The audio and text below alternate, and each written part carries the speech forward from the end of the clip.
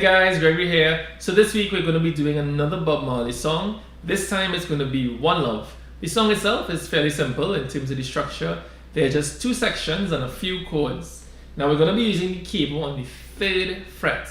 And if you don't have a capo, you can still use the video to learn the song. Everything will just sound a bit lower than the original, which could be a good thing if you struggle to sing those higher notes in the song like myself. So let's go. We just have 4 chords in the song, and with the capo they're going to be all open chords, so let's go through them. The first one we're going to find is a G major, so that's the first finger on the 2nd fret 5th string, middle finger on the 3rd fret 6th string, and the 3rd finger on the 3rd fret 1st string, and we strum all 6 strings, that's G.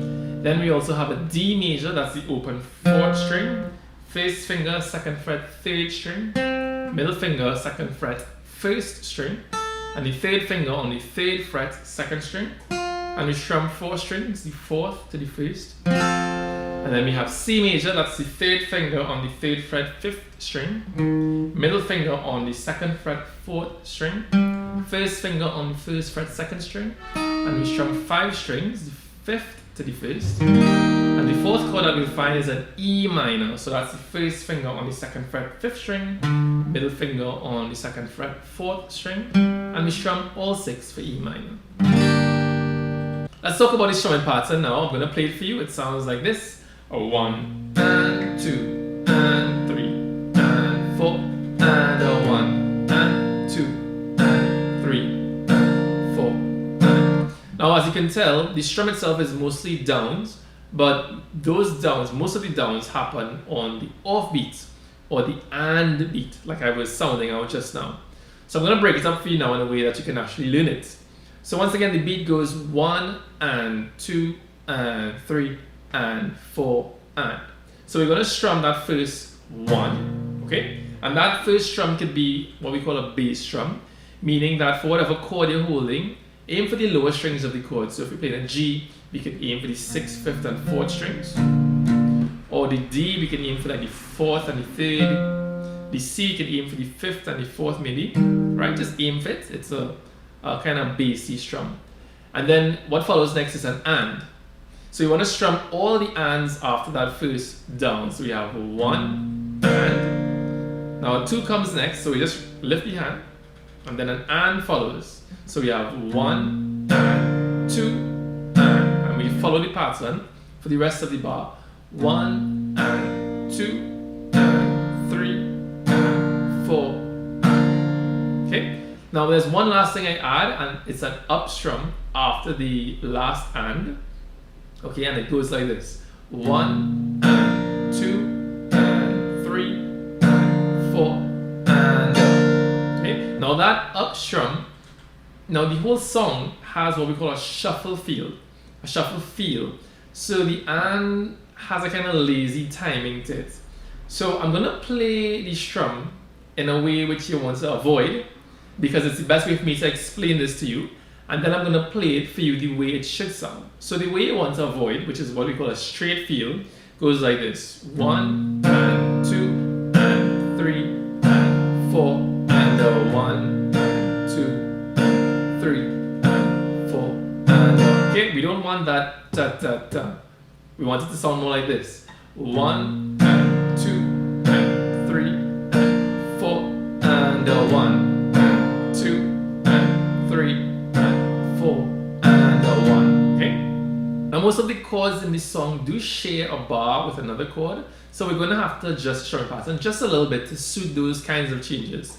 So using the chorus as an example, the chorus starts with 1 bar of G, so we have 1 and 2 and 3 and 4 and a. And then it goes to D for 1 bar, 1 and 2 and 3 and 4 and a. But then the 3rd bar has a C and a G. So we're going to play it like this: 1 and 2 and a 1 and 2 and a. So what I did there, I started off the same way with strumming the down: 1 and 2 and a. So I come in with that and a sooner, of course, after the 2. And then for the 2nd chord in the bar, I start over the strum by hitting the 1, well, what I would call the 1 in this case. So we have on C, if I was to go back a little bit, 1 and 2 and a 1 and 2 and a. And I'll put a diagram on the screen to kind of help further explain this. And then following we have a D and a G. So we have 1 and 2 and a 1 and 2 and a. And we basically do that for any bar that shares chords. Now, in the verses, all of the chords share bars, but there's one part in particular where there are 3 chords in a bar. So let me just walk through the first half of one of the verses, and it starts with G and E minor. So we have 1 and 2 and a 1 and 2 and a. And then it goes to C and G in the second bar, 1 and 2 and a 1 and 2 and a. And it goes back to G and E minor, 1 and 2 and a 1 and 2 and a. But now we have C, D, and G in that fourth bar. So we can play it in 2 different ways. We can play it 1 and a 2 and a 1 and 2 and a. Or you could simplify it because the chord changes come at you a bit faster.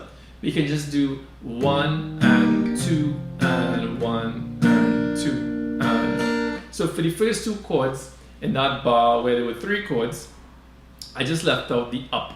Okay, just to make things a little bit simpler and maybe a little bit easier if those chord changes come at you a little too fast. I do want to give one last piece of advice if you want to sing and play this song. I would say that the melody is a little tricky to sing while strumming, but as a general piece of advice, you could always simplify things just for the sake of playing a song. So if you really just want to play a song and everything is just giving you trouble to strum and play, well then simplify the strumming pattern.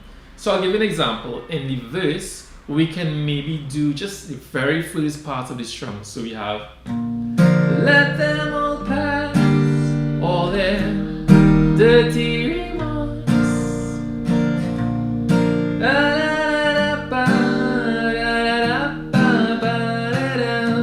Right? So instead of trying to do everything in the strumming pattern, just keep a very simple groove going and you can really just enjoy playing the song. So that is it for the lesson, guys. I hope you enjoyed it. If you did, please like, share, and subscribe. It'll help me out a lot. But until next time, goodbye.